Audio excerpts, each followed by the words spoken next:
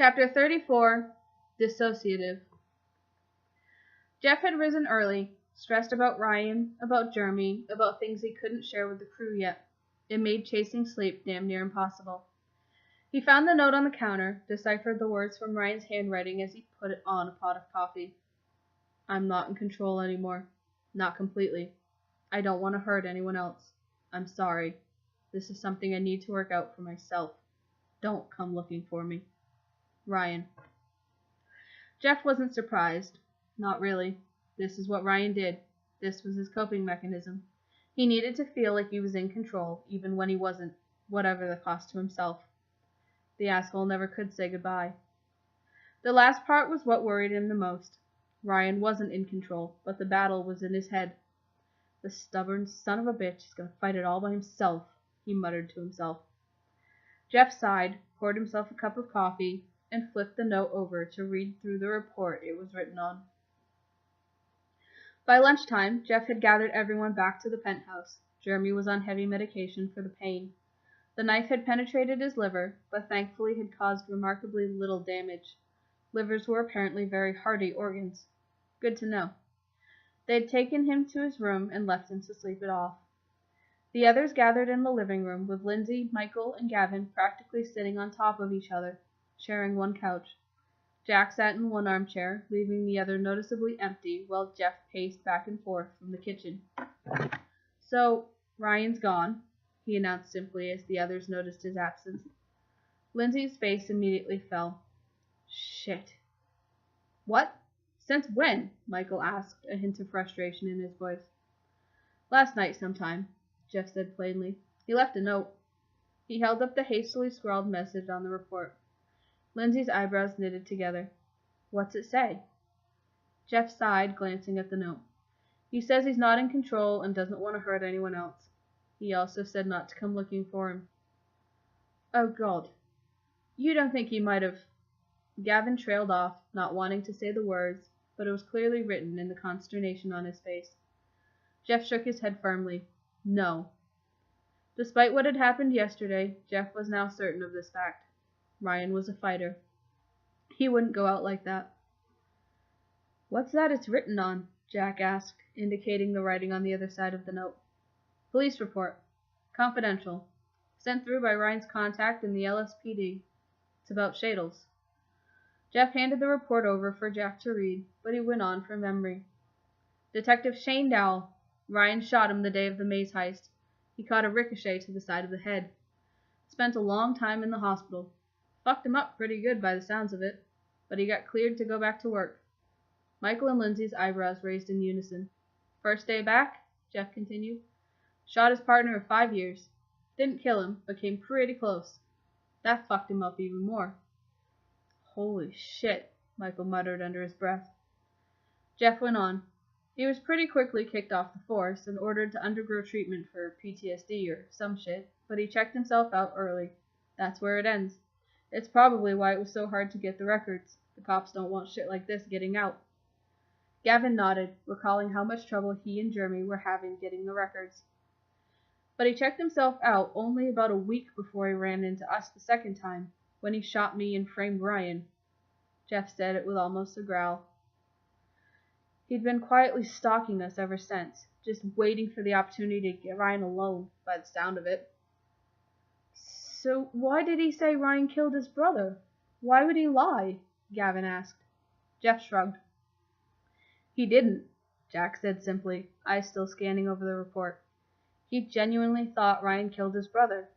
Says here he developed dissociative personality disorder, like symptoms after he recovered. They couldn't tell if it was psychological or physical because of the brain injury, but the psych report said when he shot his partner, it was because he blamed him for letting his brother die. That's fucked up, Michael commented. Meanwhile, Gavin had gotten out his phone and tapped away at the screen, pulling up a WebMD page. He read aloud from the screen. Says here, dissociation is like daydreaming. Alright. And dissociative identity disorder is a mental process which produces a lack of connection in a person's thoughts, memories, feelings, actions, or sense of identity, caused by trauma and is thought to be a coping mechanism. The person literally dissociates himself from a situation or experience that's too violent, traumatic, or painful to assimilate with his conscious self. Kind of like a split personality thing, then. He tapped again at his phone. Symptoms include depression, mood swings, sleep disorders, including night terrors. He trailed off, frowning as his eyes scanned the rest of the screen. Anyone else seeing some similarities here? Lindsay asked somewhat hesitantly. Everyone was thinking it. Ryan. Jack instinctively uttered his name. Jeff cringed and rubbed his eyes with one hand. Fucking doesn't help that Shadle's motherfucker was already in his head. Goddamn asshole even fucking said it.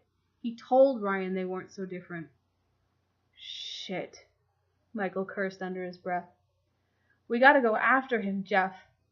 A quiet but determined voice came from the hallway, where Jeremy was leaning against the wall with one arm, gripping his bandaged side with the other, a pained expression on his face.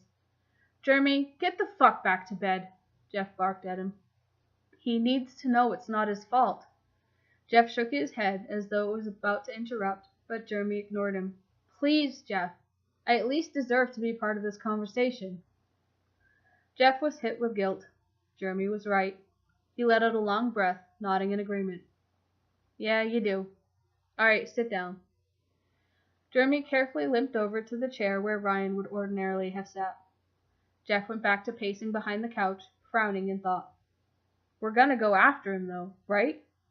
Jeremy asked no one in particular as he sat down, looking around at all of them. Guys? There was a drawn-out silence as they all looked around at each other, waiting for someone to make a call.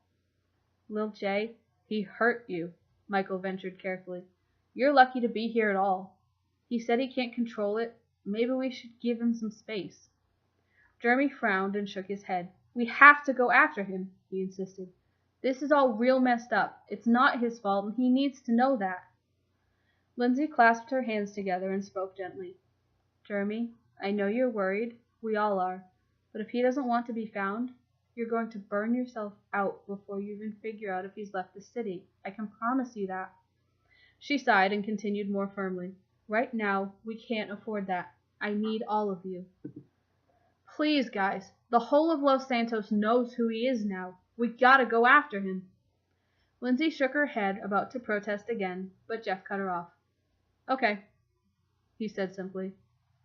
Okay? Jeremy repeated, a little surprised. Yeah, Jeff nodded. Do it. Whatever it takes. We find him.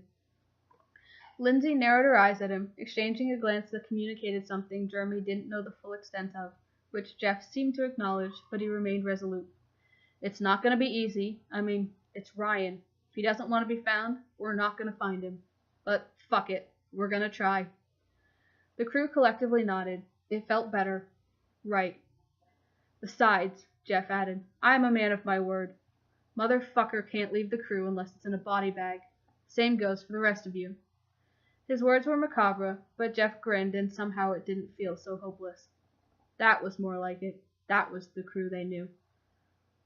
We can't afford to let anyone know Ryan's gone off on his own. He's a target as it is. If he's not with us, they'll be looking for him, Jack observed. Jeff nodded. Good point. In the meantime, we should think about employing a decoy. We can use Trevor, Lindsay suggested, already thinking ahead. They're about the same height. Under the jacket and mask, it shouldn't make much difference. She shrugged and added with a smirk. Just don't let him talk. He'll give it away. Jeff chuckled at the thought of Trevor impersonating the vagabond, but Lindsay might have a point. He could probably pull it off at a distance. All right, Lindsay, get Matt and Traco to relocate up here ASAP. This is going to be the new base of operations, so I can keep an eye on all of you assholes. Gavin groaned. That's like 8 people, Jeff, all living here? Jeff gave Gavin a look that could really only just begin to convey the frustration he must have felt having Gavin live with him, more or less rent-free, in his tiny-ass apartment when he basically adopted him years before they started the crew. Matt and I'll share, Jeremy volunteered, no stranger to living in share houses, or with Matt for that matter. Trevor can have Ryan's room till we find him. Thanks, Lil J, Jeff nodded, still glaring at Gavin. Where are we with the randoms? Lindsay suddenly asked no one in particular. Any new info? I mean, aside from what we found out about Shadles, not much. It looks like we set them back a long way, Jeremy explained. They lost a lot of people, but they're not exactly headless because they don't really function that way. I think I've said it before, but they're more like a flash mob. Anyone can make a call, and if enough people get on board with the idea, it just kind of goes ahead. The only thing they have in common is that they want to cause chaos and bring down the big gangs. I don't think they really know what they're getting themselves into. No shit, Jeff snorted. It's like they don't know what'll happen if the cops and drug gangs take back Los Santos. It's like they don't remember what it was like before we came along. They're not gonna like it if they ever find out. Not that they ever will. I'm gonna need you guys to keep an eye on them. Team Boston Tea Party! Gavin leaned over to high-five Jeremy. Jeremy shook his head but returned his high-five half-heartedly, quietly thankful he hadn't said Jervin instead. Alright, the other thing we still need to sort out is this video. Gotta put the final bits of editing on it, but then it should be good to go out. Just gotta consult with the, family about the timing. Make sure everyone's on the same page, Jeff mused. Jack, Michael, Jeremy, and Gavin exchanged a look between them before they all looked to Jeff. Something you want to tell us, Jeff? Jack probed. Jeff interlaced his tattooed fingers and pressed his hands under his chin pensively. Not yet. Soon. Michael cocked an eyebrow. You know, family is starting to sound almost a little too Sopranos, even for us. Jeff grinned his dopey, lopsided grin, reassuring them nothing overly sinister was going on. Hey, don't worry about it, he said in the most mobster-inspired accent he could muster, which spectacularly missed the mark and sent Gavin and Michael into fits of giggles. Michael imitated him, doing an equally bad job, defaulting back to a Jersey accent. Sure, don't worry about it. That was enough to set the others off, and Jeff could do little but roll his eyes and grin. Seriously, though, first priority, Ryan. Check his home. Lindsay, you know the address? Lindsay nodded. I'll come with you. I know where he hides his spare key. If he's not there, and I doubt he will be if he actually doesn't want to be found, but who fucking knows with him, check all the safe houses and any contacts he may have hit up. That's a start anyway. Should keep you busy for today. Lil J, you rest up. You don't need to be out there yet. Keep an eye on the randoms if you need to do something. Jeremy shifted uncomfortably, like maybe it wasn't enough, but he nodded, understanding. Everyone looked around expectantly. Jeff rubbed his hands together. Well, what are you waiting for? Go! The guys went to get the necessary gear, weapons mostly, and Jeremy limped back to his room. Lindsay lingered behind for a moment in the living room with Jeff. Are you sure that's a good idea, Jeff? She asked as soon as they were alone. I'll pick up the slack, Jeff reassured her. Lil J's right. We gotta get Ryan back. We need him, but... He rolled his eyes. As much as the stubborn asshole won't admit it, he needs